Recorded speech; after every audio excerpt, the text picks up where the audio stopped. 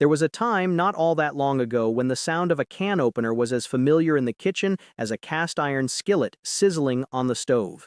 The 1960s ushered in a whirlwind of cultural change, tie-dye shirts, transistor radios, and TV dinners. But tucked quietly between the glamour of the space race and the groovy vibe of Woodstock, a humble revolution was happening in America's kitchens.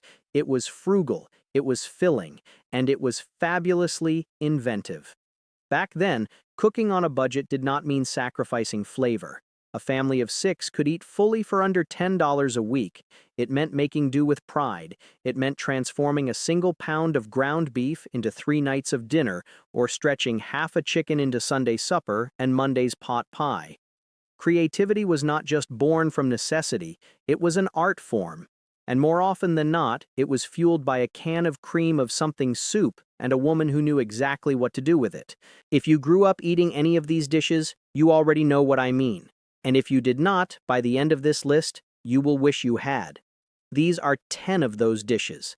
The casseroles, the skillet suppers, the quiet weeknight heroes that fed entire generations and somehow got left behind. Some might make you smile, some might make you reach for the phone to call someone who used to make them. All of them were made from almost nothing, and they tasted like everything. Here they are. Tuna noodle casserole, the queen of the casserole kingdom, a creamy base of canned tuna and cream of mushroom soup, tender egg noodles folded in, and a golden crown of crushed potato chips or breadcrumbs baked on top until it bubbled like a lava lamp. It showed up at every church potluck, every PTA meeting, every Tuesday night when the week was long and the budget was short. It did not try to impress, it just showed up, piping hot, and made everything feel manageable. A full casserole dish fed 6 people for under $2. Nobody who grew up with it has ever forgotten the smell of it coming out of the oven. Meatloaf with oatmeal. Before breadcrumbs became the default, there was oatmeal. Rolled oats mixed into a pound of seasoned ground beef with egg, ketchup, diced onion, and a splash of milk. The oats stretched the meat, held the loaf together, and kept it tender all the way through. Baked low and slow with a shiny ketchup glaze on top, it came out in perfect slices. The next day it went into a lunchbox between 2 slices of white bread, and if you were lucky enough to find it there, you knew someone at home was paying attention. Porcupine meatballs. No porcupines were harmed in the making of this dish. The name came from the way uncooked white rice mixed directly into the ground beef, puffed out in every direction as the meatballs simmered in tomato soup. Tiny little quills of rice poking through the meat, giving the whole thing a wonderfully strange appearance and a deeply satisfying texture. Kids loved the name. Parents loved the price. 1 pound of beef, a cup of rice, a can of soup, and dinner was on the table for pennies. It was meat and magic rolled into one, and the fact that nobody makes it anymore is a genuine loss. Salisbury steak with mushroom gravy. This was steak night, 1960s style, ground beef shaped into patties, seasoned with breadcrumbs and egg, browned in a skillet until golden, then finished in a rich gravy of sliced mushrooms, Worcestershire sauce, flour, and broth. The whole thing came out glossy and dark and deeply savory, ladled over mashed potatoes or a slice of white bread. It made you feel like you were eating something special, even when the grocery bill said otherwise. It was elegance on a dime. A little reminder that comfort and a sense of occasion could share a plate when the cook knew what she was doing. Cheeseburger pie. If Meatloaf had a flirtation with a cheeseburger and raised the result in a pie plate, this would be it. Ground beef browned with onion and ketchup, spooned into a pie crust, covered with cheddar cheese, then topped with a pour of biscuit batter that baked into a golden crown. It sliced like a quiche and smelled like a backyard cookout. Ready in under an hour. It was one of those back-of-the-box recipes that somehow stuck around for decades because it worked every single time. Quirky, clever, and deeply comforting. A cheeseburger without the grill, served with a fork, 3-bean salad. Not every dish from the 1960s came out of an oven. Some of the best ones never saw heat at all. 3-bean salad was a fixture at every picnic table, every church supper, every backyard gathering from May through September. Green beans, wax beans, and kidney beans tossed together with sliced onion and a sharp vinegar dressing of oil, sugar, salt, and pepper.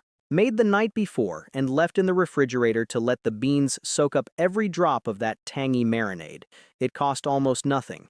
It kept for days, and that first cold forkful on a warm afternoon had a brightness to it that no amount of money could improve. Simple food served cold at the right moment is its own kind of perfection. Creamed chicken over biscuits. This was the kind of meal that felt like Sunday, even on a Tuesday. Leftover chicken, shredded and folded into a thick white sauce of butter, flour, milk, and broth, with peas or carrots from whatever the fridge offered up. Spooned over split flaky biscuits that soaked it all in from underneath. The sauce crept into every layer of the biscuit, and the whole thing became warm and rich and grounding in a way that is very hard to explain if you did not grow up eating it. It was Depression-era wisdom dressed in 1960s comfort. The kind of dish that said, we might not have much, but tonight we are eating like royalty. Hot dog hash. Hot dogs were not just for cookouts. They were cheap. They were easy, and in the hands of a resourceful home cook, they became something worth sitting down for. Chopped hot dogs, crisped in a cast-iron pan alongside diced potatoes and onions, everything fried until golden at the edges, seasoned with salt and pepper and a splash of ketchup to tie it together. The edges of the potato crisped dark, and the whole kitchen smelled like a Saturday morning. A fried egg on top if the mood was right. It was breakfast for dinner without the fuss. It did not cost much, and it did not ask for much. But it tasted like home in the way that only the simplest things do, and there is a reason people who grew up eating it still think about it.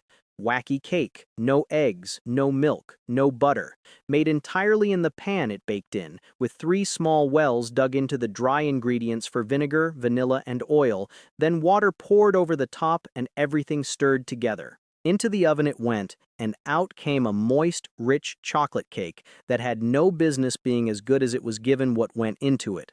Dusted with powdered sugar and cut into squares. It was born in the Depression when nothing was available, and it survived into the 1960s because it was just that good. Resourceful, unfussy, and quietly remarkable.